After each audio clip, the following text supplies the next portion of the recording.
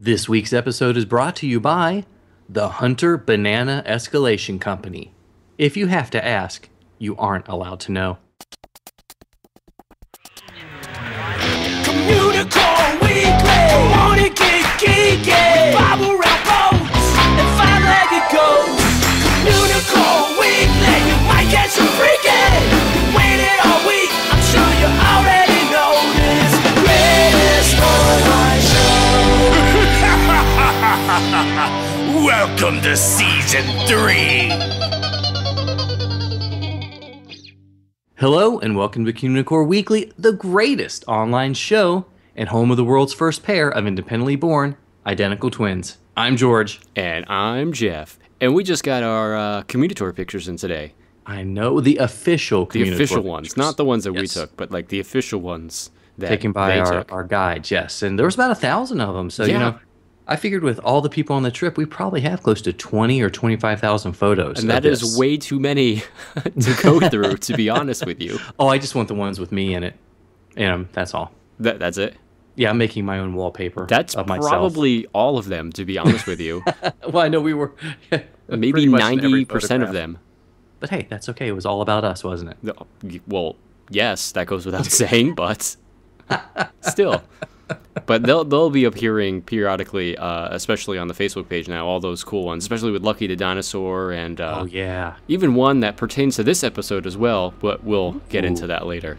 So people need to follow us. They need to go to facebook.com/Communicore Weekly, become fans of the page to see all these awesome photos. And we're not even going to charge anybody for them. No, of course not. We're just going to milk this for as long as we possibly can, obviously. Yes, we will. It's time for Disney History.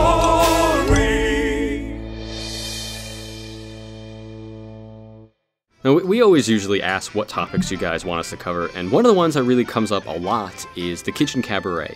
And the problem is that not a lot of known is about the history of the show itself and its development, just that it was there and it was really, really bizarre. However, it is definitely one of the most beloved attractions that ever graced Epcot Center, and so it's definitely worth talking about a little bit. So, when Epcot Center opened in October of 1982, this was one of the opening day attractions. It was located in the Land Pavilion and was presented by Kraft, and the show delivered a musical primer in the basic nutrition in the 4 food groups. That's right, the 4 food groups, because back in 1982, there was still only 4, unlike the 5 that we all know today. And the 5th one is Communicore Fruit Yes, or Veggies, something like that. something like that. Okay. Anyway, so there is a cute story about the making of the show that Rolly Crump recounted in the book. It's kind of a cute story, which you should buy it. Everybody should have 3 copies of it. In it, he says, I remember the characters that were in the Kitchen Kabaret were some pretty original and stylized creations. Everything was in the middle of getting sculpted when I got a call from one of my guys telling me that John Hench wanted us to redesign all the characters. I went down there and found John ranting and raving, saying that what we did were not the typical Disney characters. He wanted us to have Disney-type characters in the show, otherwise he felt it wasn't going to be successful. He was talking about the kind everyone was used to, with the 3 stripes on white gloves and so on. And then Rolly also went on and continued, I listened to John rant and rave for a while about that and blow off some steam. When he started winding down, I said very calmly, John, let me ask you something. Wasn't there an Academy Award that Disney won one time that didn't feature any Disney-type characters called Toot, Whistle, Plunk, and Bloom? So John stared at me for a second and then just turned around and walked away. I broke his entire rant right there because you have to remember something doesn't always have to look like Mickey Mouse to work out for the best. I can just imagine John Hench turning into like a Terminator at that point in time. I don't know why. Know why. Including the going back in time, or? Yes, and the one red eye and, but that's okay. I hope we get a picture like that, a Photoshop from someone. Well, it'll show up 3 weeks later and be like, what is this? We don't remember saying this. We don't remember saying this. Okay. So guests entered the show by going through a poster gallery showing off the musical food acts that awaited them inside. After that, there was a waiting area made to look like the back alleys of a city where singing food was, of course, a common thing. So then the hostesses would let guests know when it was time to go in, and everyone would file into the theater. The theater faced a large stage that had 2 smaller stages to either side. A Kraft logo was sewn onto the main curtain, And directly above the curtain was an Art Deco kitchen cookware marquee with the show's name rendered in glowing neon. An announcer's voice started the show. Ladies and gentlemen, Kraft proudly presents a show that has the whole town cooking, the Kitchen Kabaret. And now here's your hostess, Bonnie Appetit. Do not quit your day job. I know, that's why I just never get... It's like, no, thank you, we'll call you. Yes. Exactly. And then they don't. And then they never do. So, Bonnie Appetit, I do remember that character fondly. She was an actual, like a real life person woman, or animatronic, but like a human animatronic. She was dressed really like Betty Crocker in a way, but she was not looking forward to making her next meal. She used to be saying. She seemed kind of depressed about it too, because she sang about her mealtime blues. And she revealed her kitchen at the end of that song. And of course, the kitchen was much larger than actual size, and it was filled with gigantic appliances that she would use. And then, like magic, the kitchen crackpots, the kitchen's house band, they came out of the cabinets and they started singing. And all of them were oversized condiments, all of them Kraft-branded packaging. So a mayonnaise jar led the group on beet and tuna can percussion, accompanied by barbecue sauce on a whisk bass, Parmesan cheese on a measuring cup guitar, mustard on sax, and horseradish on a matchstick piano. They sang a quick little tune about the food groups with Bonnie, who by that time had made a costume change into a glittering Vegas-style outfit. Now, Bonnie went on to introduce the first of the 4 acts of the show, Mr. Dairy Goods and his Stars of the Milky Way. And that, of course, is when the refrigerator opened, and out from the cold came Mr. Goods and his 3 lovely stars. Now, Goods was a milk carton, and his female companions were Miss Cheese, Miss Yogurt, and Miss Ice Cream. And after their number, the next act was the Cereal Sisters, and they came from a cabinet above the sink. And that trio was made up of Rennie Rice, Connie Corn, and Marjorie Oates. And they told the story of the toast of the town, who was a loaf of bread who played a mean trumpet. And in their words, he started with some dough and then he rose to be a star. And meanwhile, the toast, he popped up in a couple of different places and he cracked up a few notes from his horn while they were singing about him. Bonnie returned to the stage after their number, but was shortly interrupted by Ham and Eggs. Of course, Ham was a pot roast and Mr. Eggs was an egg. And both of them went on with the vaudevillian act, accompanied by a banjo and a tuba. Eventually, they went back into the oven. Fun fact, though Mr. Eggs also appeared in Epcot Computer Central's A Studio Computer Review in the Communicore, showing off how the computers control the audio animatronics at Epcot Center. And I, for one, think that, we could have done Ham and Eggs brilliantly. I think we probably could have, actually. So. Actually, Mr. Eggs, I think, at the time was the only animatronic that appeared in 2 places at once in Epcot Center. Makes sense. I think. Makes sense. So after they came out, the final act began there, and then the lights got low, and there were spotlights all over the place, and they eventually landed on a basket of fruit and vegetables that had been sitting on the counter since the very beginning of the show. And all of them turned around to reveal human faces. And these musical groups were known as the Colander Combo and the Fiesta Fruit, and sang what was to become the show's signature number, Veggie Veggie Fruit Fruit. And are you doing that because you want to... I'm being good. Okay. I'm being good. Are you sure? So, I'm very sure. Just keep going. Okay. All right. Just making sure. So when they were singing that number, Bonnie actually descended from the ceiling on a crescent moon, and she was kind of dressed like Carmen Miranda, and she helped to sing along. The show ended with Bonnie returning to the stage in her original outfit and joining all the food in the kitchen for an encore. She helped to reiterate the show's main message about the 4 food groups and nutrition. And then, boom, show over. Thanks for coming. But not us. Keep listening. Yeah, that was that show. Kitchen Kabaret show, yeah. I'm not entirely sure how all that helped her choose what she was going to eat or make, and it doesn't really address the fact that she was probably going to have to kill some of that living food in the kitchen in order to make whatever she was going to do. But overall, it was a pretty interesting show. And it may not be one of the first things that people remember about early Epcot Center.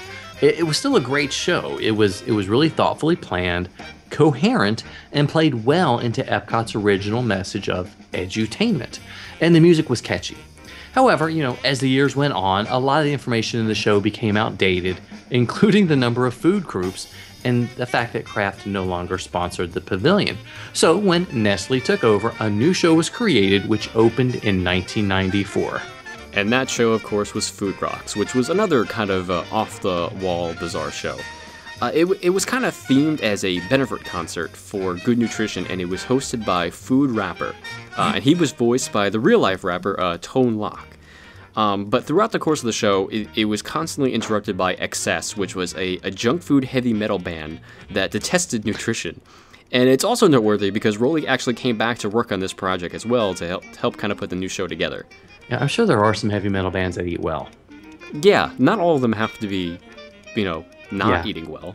And Food Rapper might be the best name ever created for a character. And I don't know, we'll see what people say. Yeah. I mean, he was basically just a food rapper. Anyway, okay. Let's jump back into this, though. We're getting on track anyway. Okay, so again, from It's Kind of a Cute Story, the phenomenal book, Rolly says, I got Jim Steinmeier, another Imagineer, to help me out on this one. We thought it would be neat to have the different fruits become caricatures of popular musicians and play parodies of their songs. We thought of some good rock songs and came up with new lyrics that had to do with nutrition and eating healthy. Rolly continued, we both loved the Beach Boys, especially the song Good Vibrations, so we had to get them in there. We turned that into Good Nutrition sung by the Peach Boys. Once we got that done, the rest of the songs just came naturally. Jim did a wonderful job of writing all the new lyrics. Since we were using rock songs, we thought Food Rocks would be a great name for the show. Especially since we were turning all of these foods into rock and roll bands, we just thought it fit well.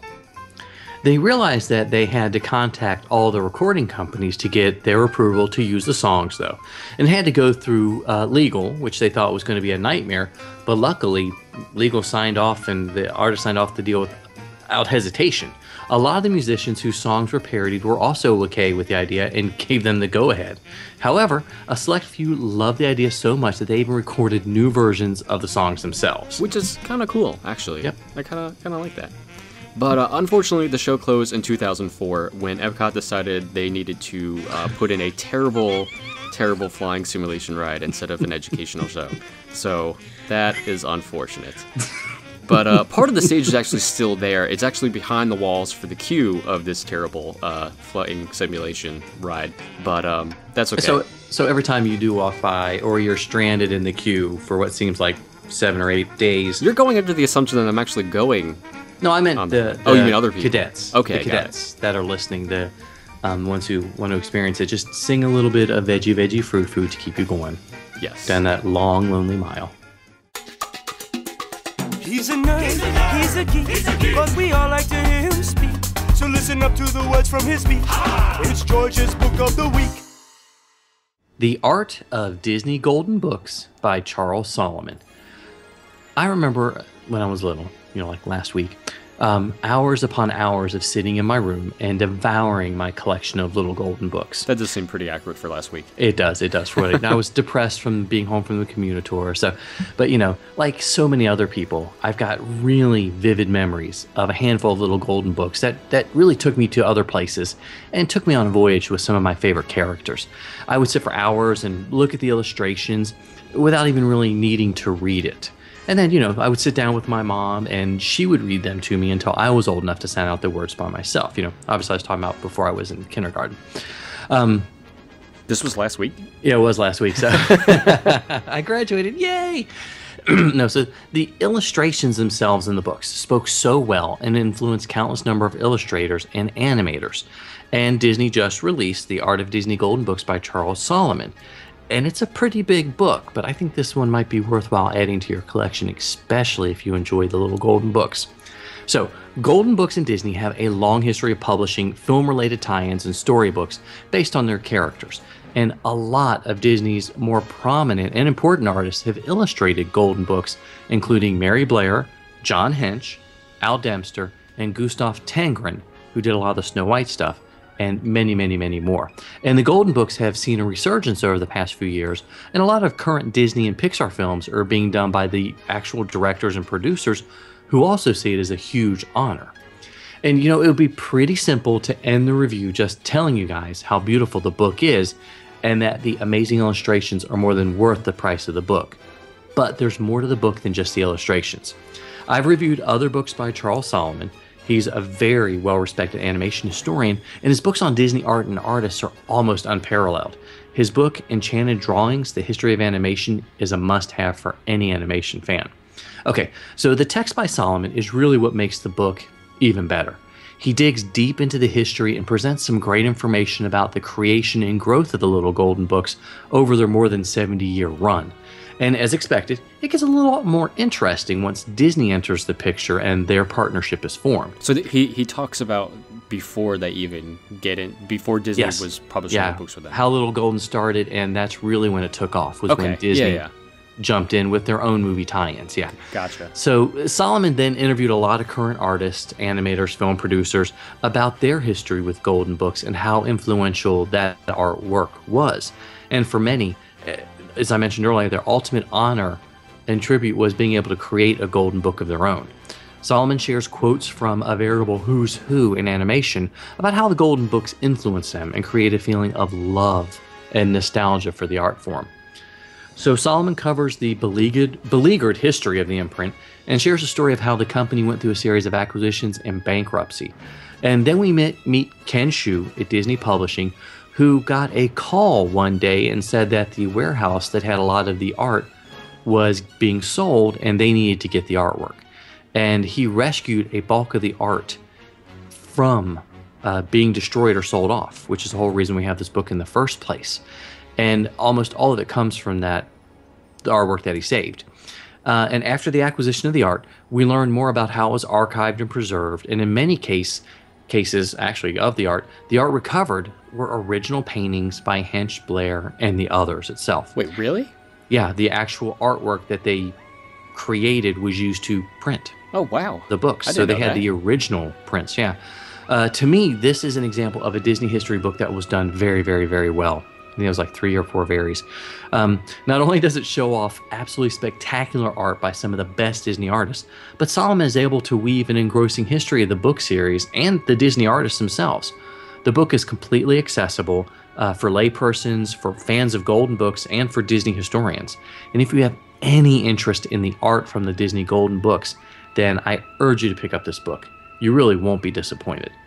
This book for this week was The Art of Disney Golden Books by Charles Solomon. Sometimes it's a 1, sometimes it's a 2. When you gotta go, what you gonna do? It's a bathroom break. A bathroom break.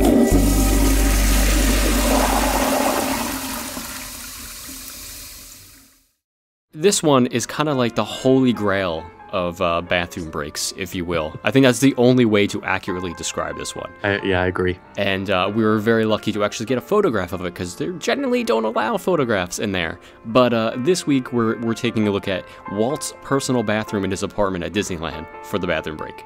So yeah, we got a special tour of this, as part of the Communicore. I know we'll keep saying this over and over and over and over and over again. And, at the end of the week, the tour guides understood that we had a particular fondness for restrooms. Since we kept stopping and taking pictures of them all. And taking photos. So I happened to ask one of the guys, I said, we know it's against the rules, but if there's any way we could get a photo of the two of us standing in front of the bathroom, they said, yeah, we'll sneak something through. So, but this is a really interesting bathroom because Walt's apartment above Main Street is pretty small. Yes. You've got an entryway, you've got a kitchenette, you've got an area with 2 fold-out single beds. Single beds, yeah, is what they were. Single beds.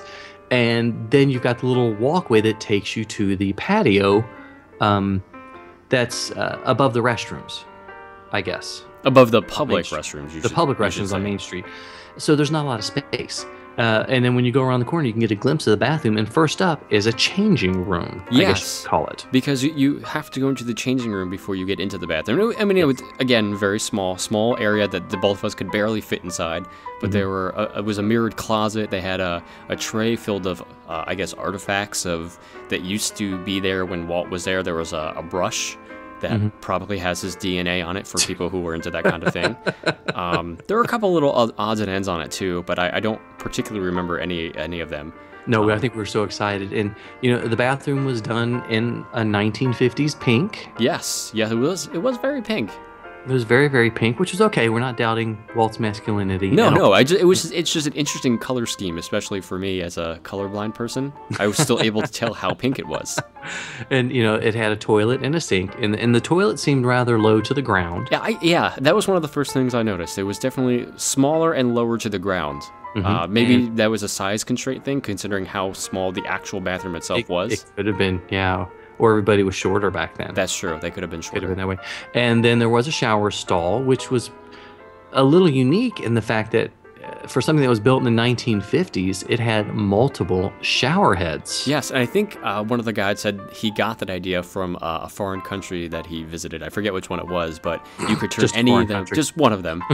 You could turn them all on at once, or you can turn like specific ones on, but it had 4 shower heads at varying levels, which I thought was pretty cool. Yeah, it was an exciting. I hate to say it's hands down. It's probably the penultimate Disney bathroom at this point in time. Unfortunately, not one that anyone can use, but no, it's still pretty cool to go in and check it out. Sometimes you might see it, sometimes you don't. Hey, look, what's that? It's a 5-legged goat. So this week's goat is a little different than normal. It's not really a physical one that you can see in any particular place, but you can see it on cast members actually. And that is about the 2-finger point. And I'm kind of going to reiterate a story that we heard from our cast member friend Ryan, who gave us a tour of 1901 while on the Communicore. Now, a lot of the cast members do the 2-finger point just when they're pointing at things. And that's because, or the common story is because it's rude in some countries to use 1 finger to point. But also, there's another reason for that. Now, there's a lot of photos of Walt back in the day where he is having the 2-finger point, and the reason for that is because he actually had a cigarette in his hand for a lot of those photos, and they digitally altered them to take the cigarette out of it. So the 2-finger point kind of came about by accident because he was holding a cigarette, and some people just assumed he was pointing at some things with 2 fingers. So it just kind of stuck around. Yeah, it's a different type of goat that you'll see in books and documentaries as well, not just in the parks. Yes, yeah, exactly. So you'll see a little bit everywhere. Okay, guys, well, thank you so much for watching and listening to another episode. Yes, be sure to leave us a comment and rate us on iTunes. You can always email us at communicoreweekly@gmail.com. What were they supposed to email us? Something Photoshop, some photo or something? See, we even talked about the beginning of the show. Already forgot it. And I totally forgot already, so it doesn't even matter. Already forgot it. Somebody will remember and they'll send us something. Exactly. You can also like us on Facebook at facebook.com/Communicore Weekly. I do remember us saying we're going to post a lot of Communicore photos, the official ones on there, so... Yes, a reason to like the page if you've made it this far. Please like us on Facebook so you can keep up with a lot of the photos. You can also follow us on Twitter and Instagram. I'm at Imaginerding, and he's at Jeff Heimbuck, and you'll see a little bit more of our more daily personal life in those shots. I'm sure there'll be a lot of Throwback Thursdays on those too from some of those official photos as well. Just like a week or two later, that's it. Yes, exactly. Throwback Thursday to this morning. Yes. You can also call us and leave us a message on the Communicore Weekly Goat line at 424-785-4628. Well, that's right. You could leave us a voicemail and tell us which is your favorite photo from the Communicore. I think that's a great idea. Of course. The answer is all of them, of course. All of them. The ones with George in them are awesome. I don't know about that one. Okay, well, speaking of awesome, there's still time. It's like it's ever going to go away. It's never going away. You always say there's still time. There's still time because I feel like there's an urgency we need to get. You can still download your copy of Communicore the Weekly, the musical, at Amazon, CD Baby, iTunes, anywhere great music is sold. Listen to it on Spotify. We just want you to love the musical as much as we do. Did we mention it's free on Spotify? You could just listen to it. It is free on Spotify. You can listen to it, and then you can go buy it. If you're so inclined. Because we love the support. Yes, exactly. Okay, well, for Jeff Heimbuck, I'm George Taylor. And for George Taylor, I'm Jeff Heimbuck. Thanks so much for listening. We'll see you next time on Communicore Weekly, the greatest online show.